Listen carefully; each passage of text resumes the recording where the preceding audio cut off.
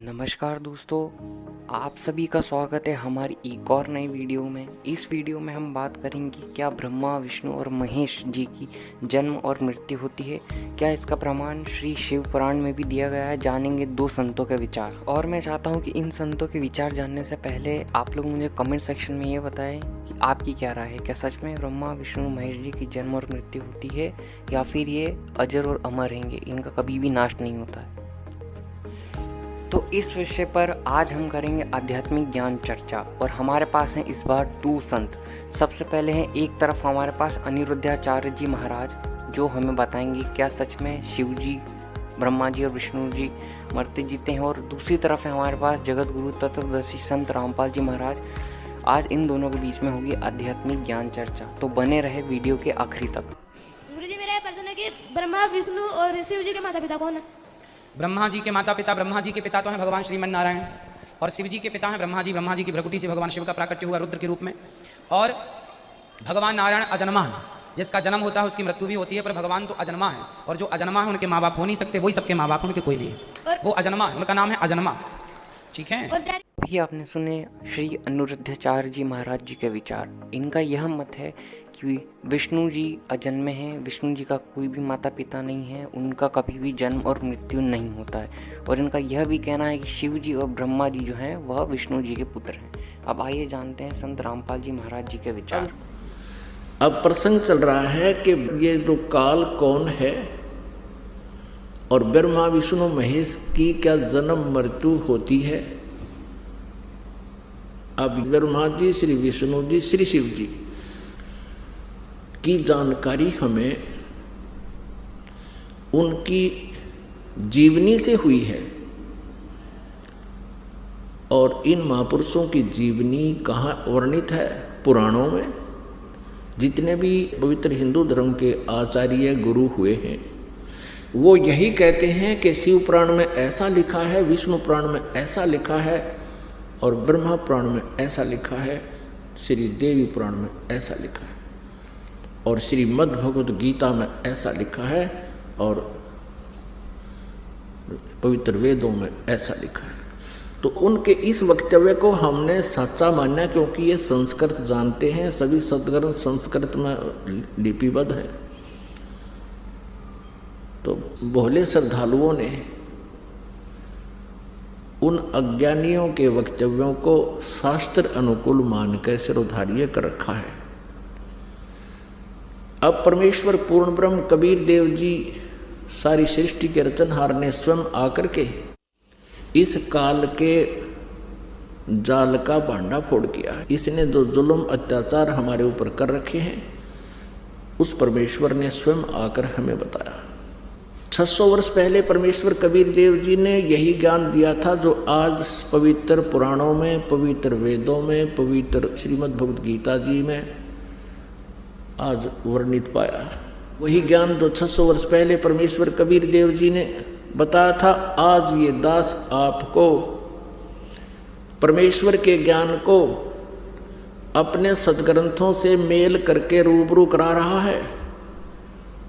और पुण्यात्मा जो अच्छी आत्मा है, बुद्धिमान है, वो तुरंत इसको समझ रहे हैं और इन नकली गुरुओं के जो है उद्देश्य से भी परिचित हो रहे हैं कि ये क्या चाहते हैं।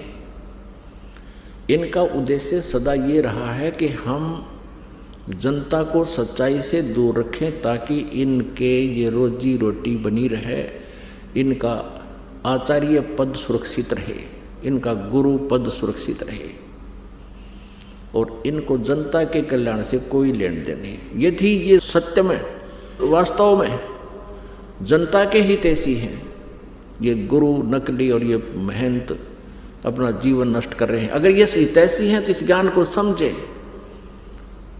और गहराई से सोचे, तुम क्या कर रहे हो, क्या करना चाहिए था, तुम कितने दोषी हो भगवान के, और स्वीकार करें, सरेंडर करें इस ज्ञान के सामने कि हमारे पास ज्ञान नहीं है। नहीं तो आओ मैदान में और प्रमाणित करो अपने ज्ञान को किसी सदग्रंथ के साथ से। अब यह आध्यात्मिक ज्ञान चर्चा एक प्रोग्राम स्पॉन्सर करवाया जा रहा है भक्तों के द्वारा।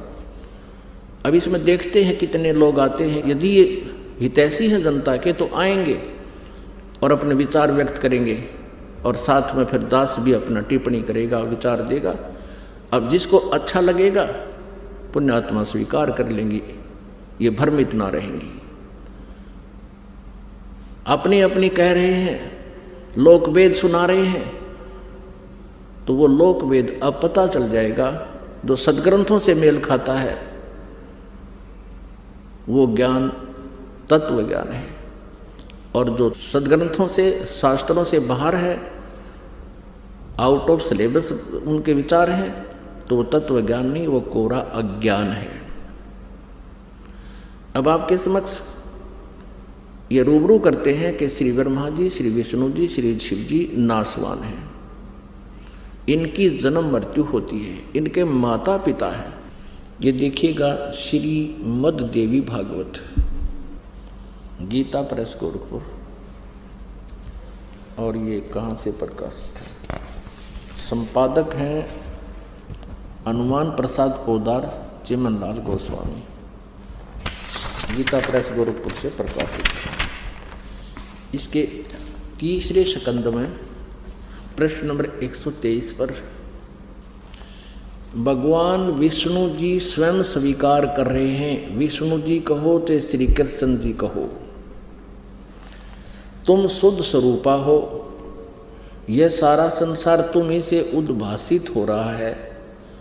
अपनी माता दुर्गा की स्तुति करते हुए श्री विष्णु जी बोल रहे हैं, मैं ब्रह्मा और शंकर हम सभी तुम्हारी कृपा से विद्यमान हैं। हमारा आविर्भाव माने जन्म और तिरोभाव माने मृत्यु हुआ करता है। हमारा तो जन्म और मृत्यु होता है, केवल तुम ही नित्य हो, जगत जननी हो, प्रकृति और सनातनी देवी हो। भगवान शंकर बोले, देवी यदि महाभाग विष्णु तुम्ही से प्रकट हुए हैं, यानी तो आपसे जन्म हुआ है, तो उनके बाद उत्पन्न होने वाले ब्रह्मा भी तुम्हारे ही बालक हुए। फिर मैं तमोगुणी लीला करने वाला शंकर क्या तुम्हारी संतान नहीं हुआ?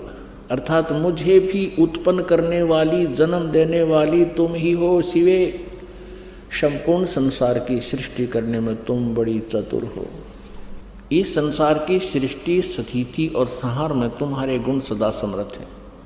उन्हीं तीनों गुणों से उत्पन्न हम, यानी रजगुण ब्रह्मा, सतगुण विष्णु, तमगुण शिव जी, तीनों गुणों से उत्पन्न हम ब्रह्मा विष्णु एवं शंकर नियमानुसार कार्य में तत्पर रहते हैं।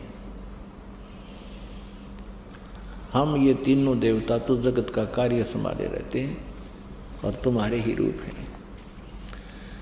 पुण्यात्माओं, इस पवित्र श्रीमद देवी भागवत अर्थात शक्ति पुराण ने, दुर्गा पुराण ने 4 कंसेप्ट क्लियर कर दिए इस थोड़े से पवित्र उल्लेख ने।